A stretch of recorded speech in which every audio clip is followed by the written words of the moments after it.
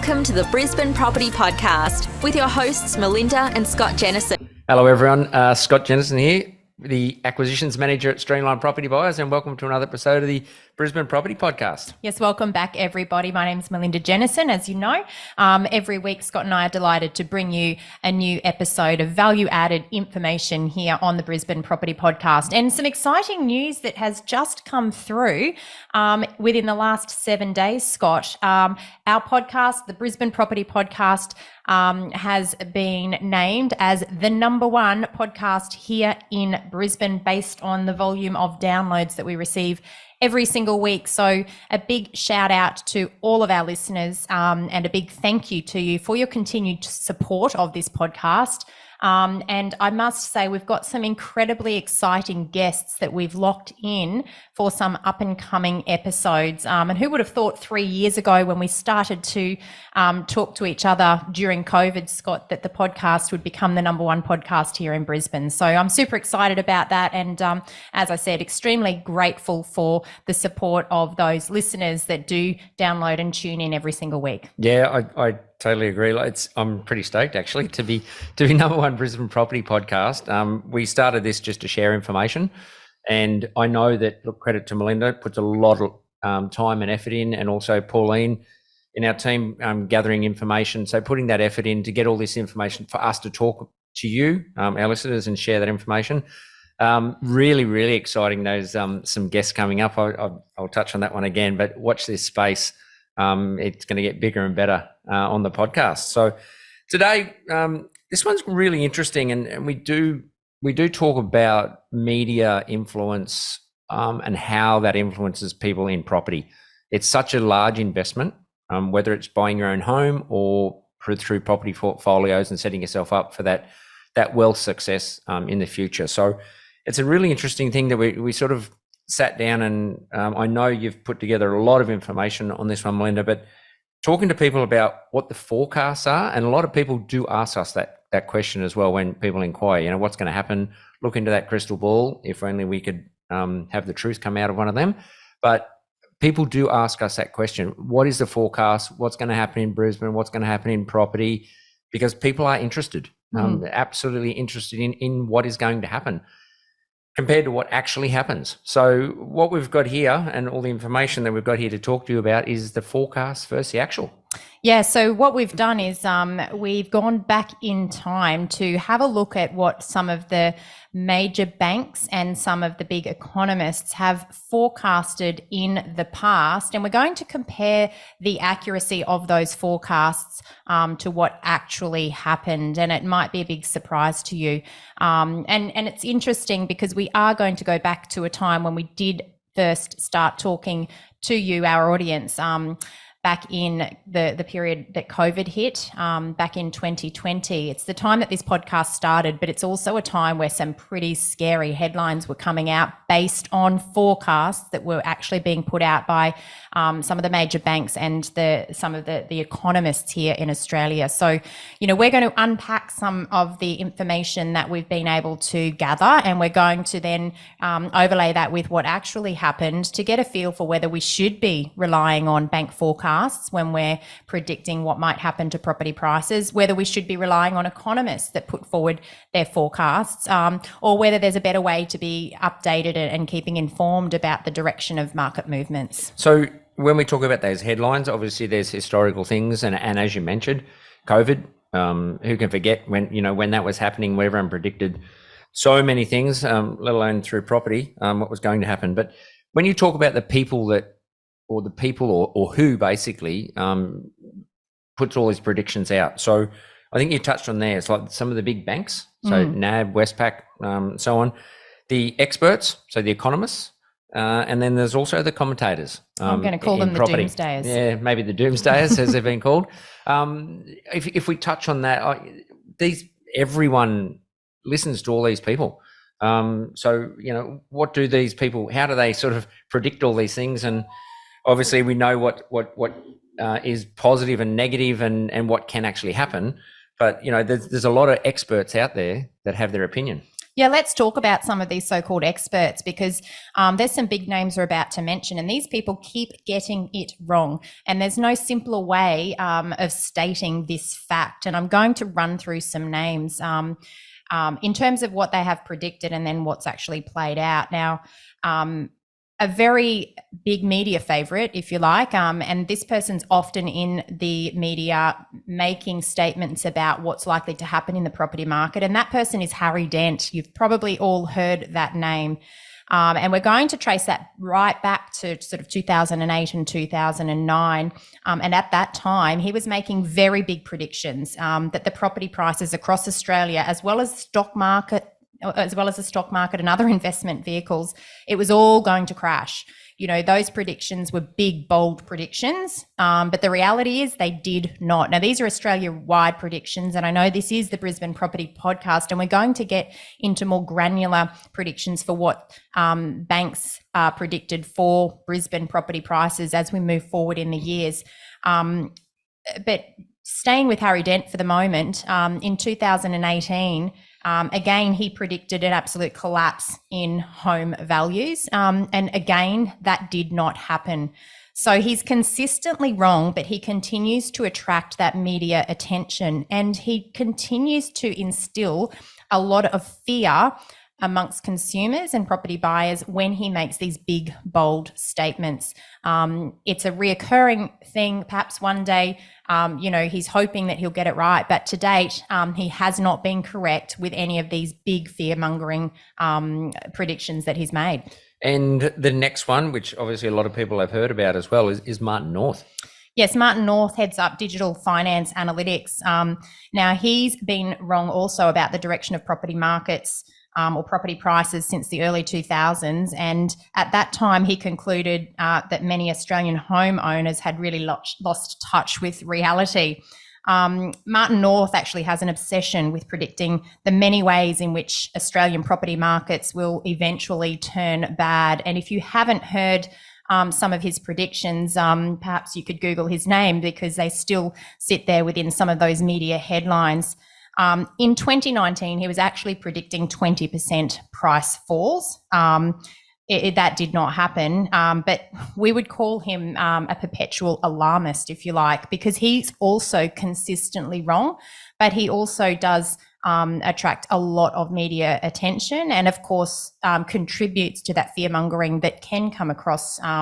Everybody loves a headline that is an alarmist headline, or we don't love the headline, but it certainly attracts attention. And so, the media love publishing these types of headlines. So when they're relying on these sources, such as Martin North and the previous person that I mentioned, Harry Dent, it does create a bit of clickbait, and obviously attracts a lot of attention, because we as Australians love property.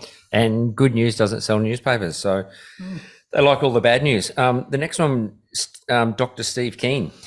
Dr. Steve Keen is a name that you might not be as familiar with. He is an Australian economist. Now, I'm going to go right back to 2008, and I've dug up some research here where he actually appeared on 60 Minutes on Channel 9. And he was telling all Australians at that time to sell their property. And he was explaining that property prices would crash by 40% between 2008 and 2010. Now, that is a huge alarmist headline, but he believed this so much that apparently he even sold his apartment in Sydney, and he told others that they should sell up too. So his story was shared on the Daily Telegraph and also on the 7:30 report at the time, and his views were reported virtually without any challenge from others. But he was so certain with his predictions that a lot of people believed him. But of course, he was also wrong. So I think that these are the sort of alarmist headlines that are reported. It creates a great story. A lot of people tune in and they take on board the way the positioning perhaps is put forward. But the reality is when these things don't eventuate, these people are not held to account. There's no going back to say, hey, you got it wrong. And yet other people may have relied upon, that prediction and alarmingly sold up a property and found themselves in a position where they couldn't buy back in. Dr. Steve Keen also in 2019, so despite getting it wrong 10 years earlier, he predicted price falls of 40% once again. That was the second time, and it was the second time that he was again wrong.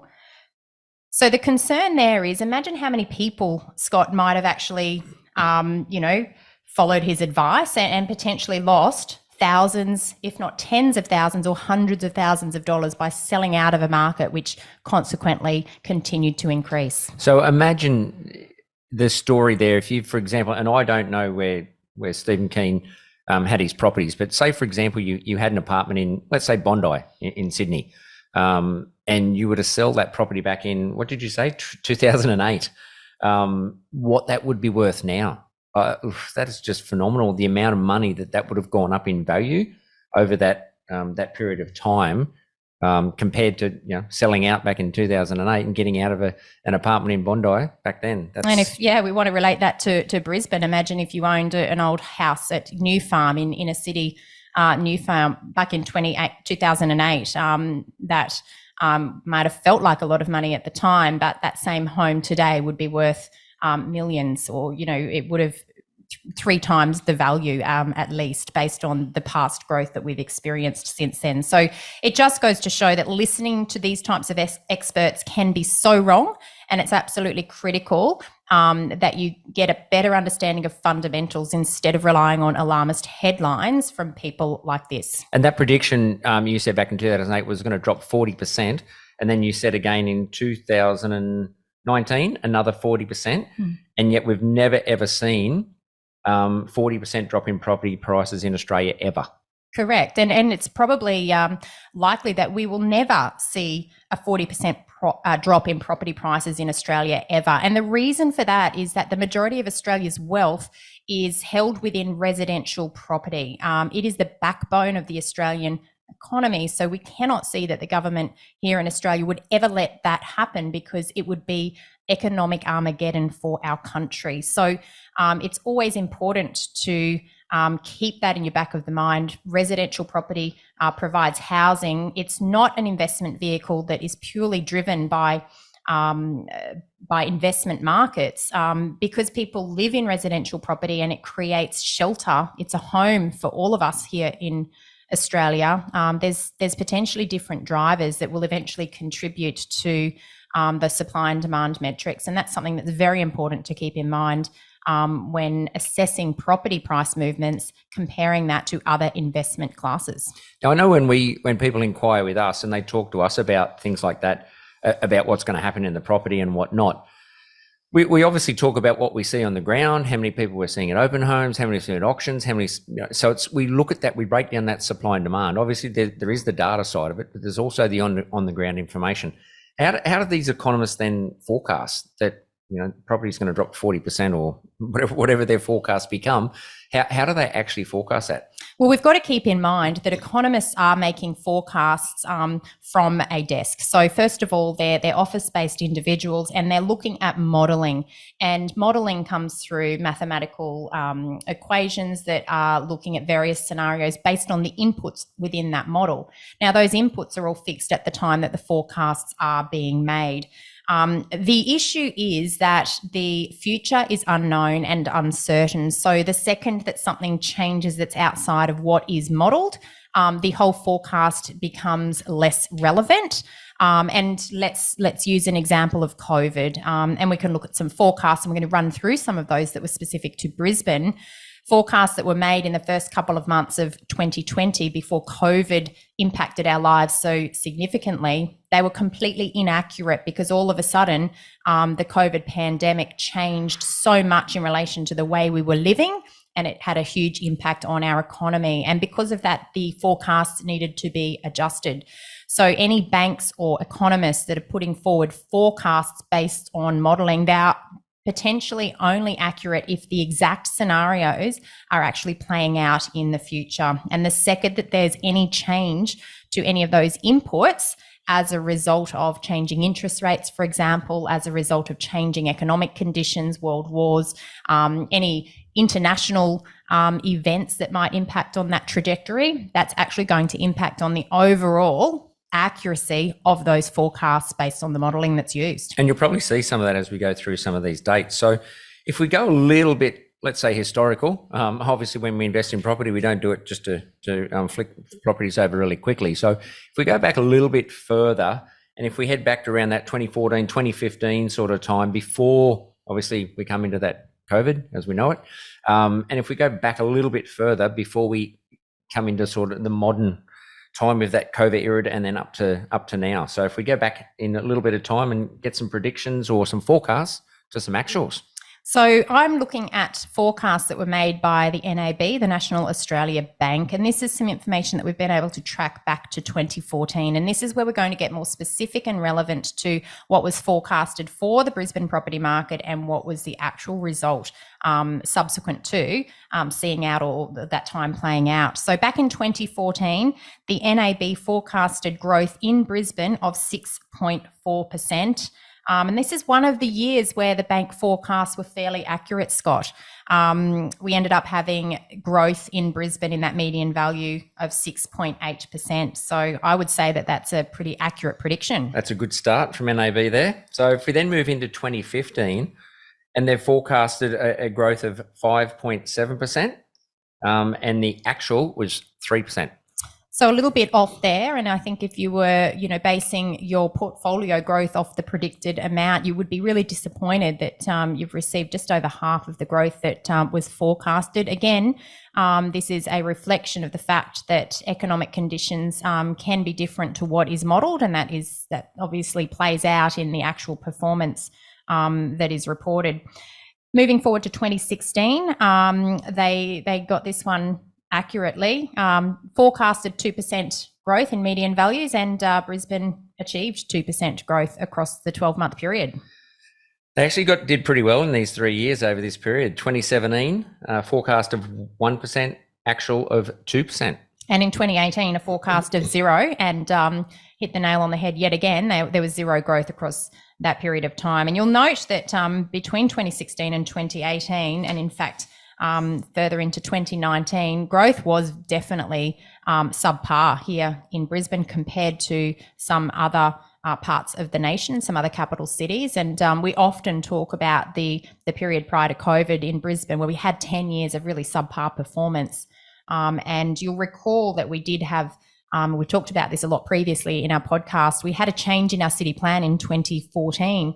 And off the back of that, we saw a lot of land rezoned here, especially in inner city locations, and that resulted in a lot of medium and higher density unit developments being constructed in a very short space of time. Now, we always talk on this podcast about the balance between supply and demand, and we know that when we have an oversupply of properties, whether that's houses or units or townhouses, dwellings in general, if we've got more places or dwellings than we do have than the demand side of it, we're actually going to see prices soften. And it's exactly what we actually experienced in the peak of the market, where we had, when I talk about the peak of the market, the peak of the development cycle, where we had an oversupply of the high density units in and around the inner city Brisbane precinct. That was 2016.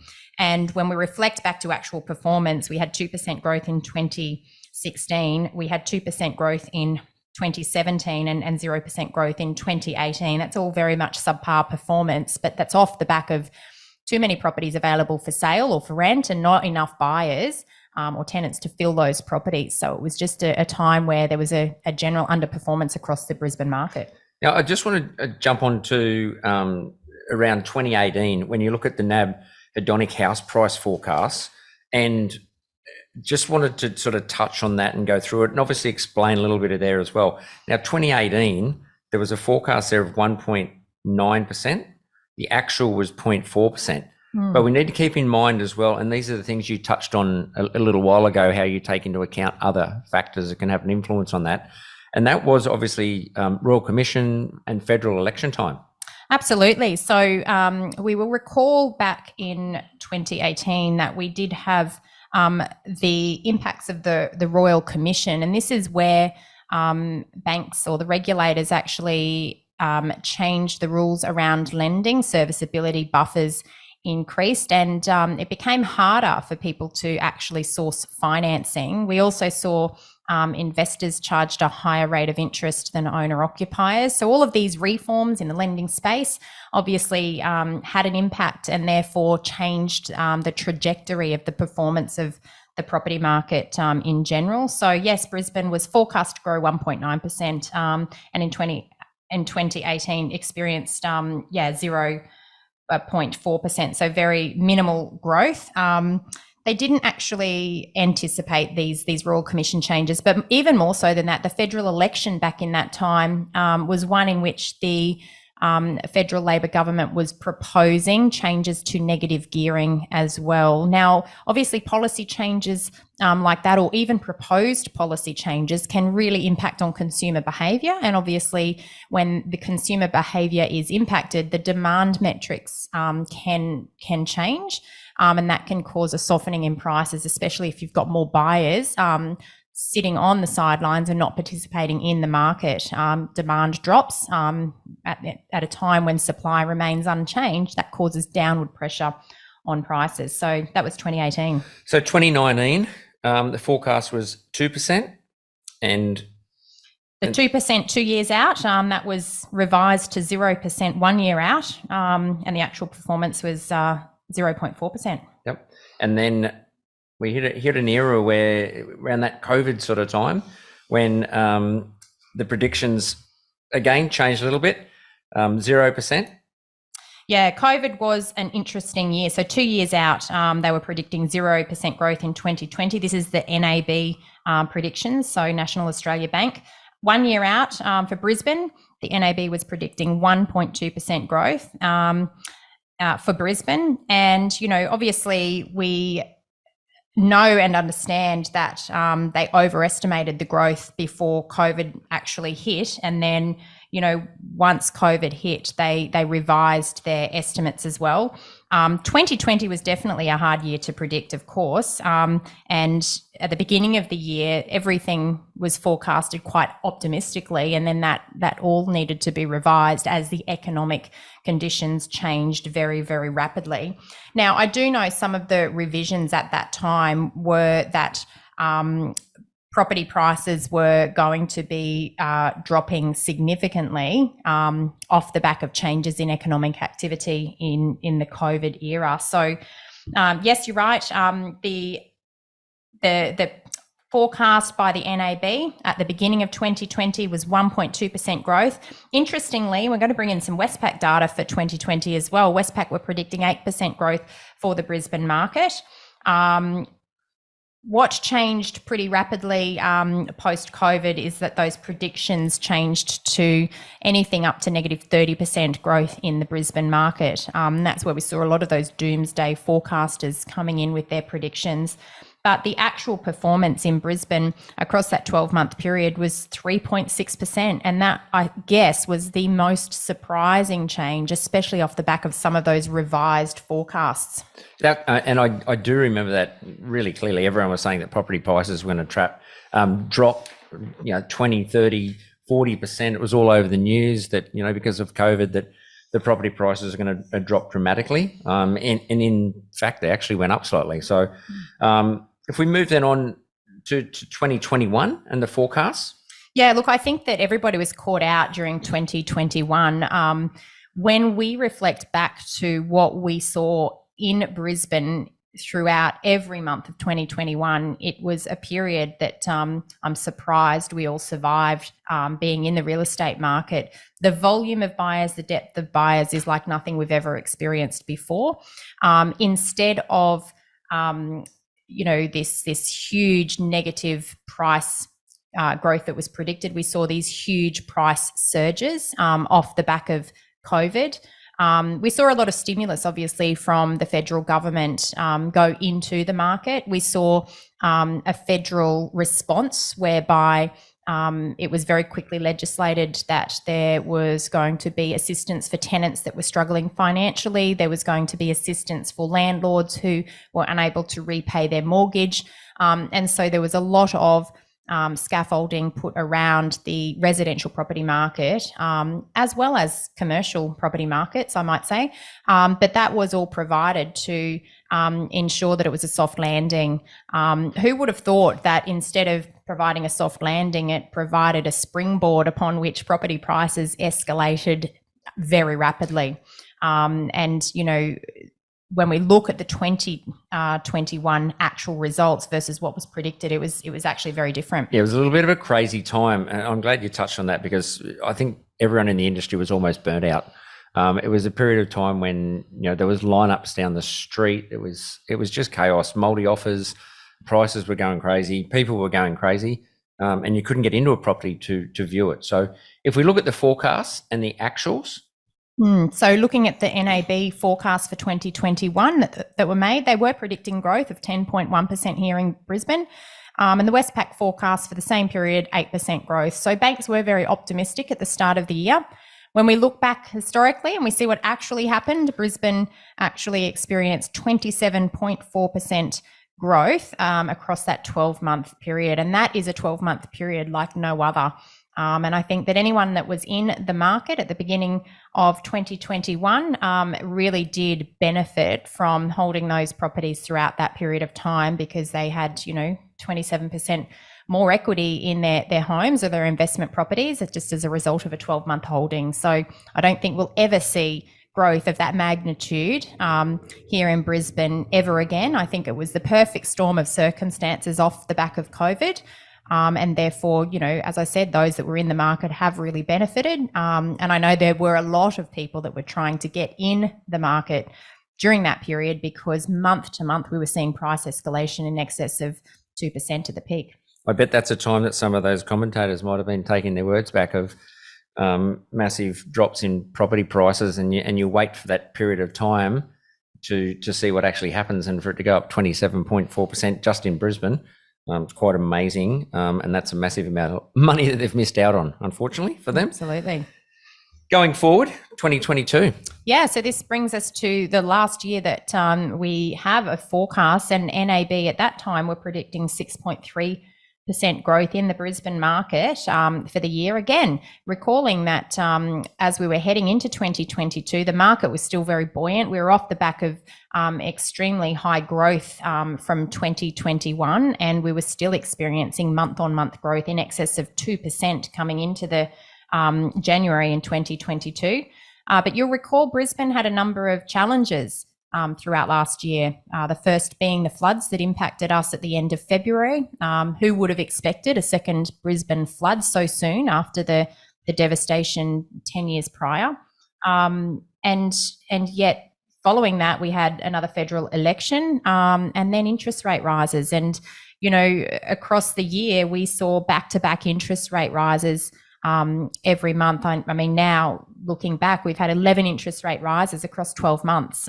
So again, that was very unlikely to be forecasted into the modelling that the banks and economists use to predict property price movements at the beginning of the year, because we were being told at the time by the RBA that interest rates were going to stay low until 2024, and of course that trajectory changed very rapidly as the economy changed as well. So there's no certainty around what the future can look like, but we were seeing forecasts of 6.3%. The actual performance across all Brisbane dwellings for the 12-month period was negative 4.7%. And we've seen a bit of a change since then, with the market sort of picking back up again. But you know, if you just look at that and people go, oh, it dropped negative 4.7%, just in 3 years, you're still up 28.1% just in 3 years. Yep. So, you know, if you go back further and you add that up, how that has continued to grow, again, I don't know how people can actually forecast such a massive drop in the property prices when you can look back historically and see what it's actually done as well.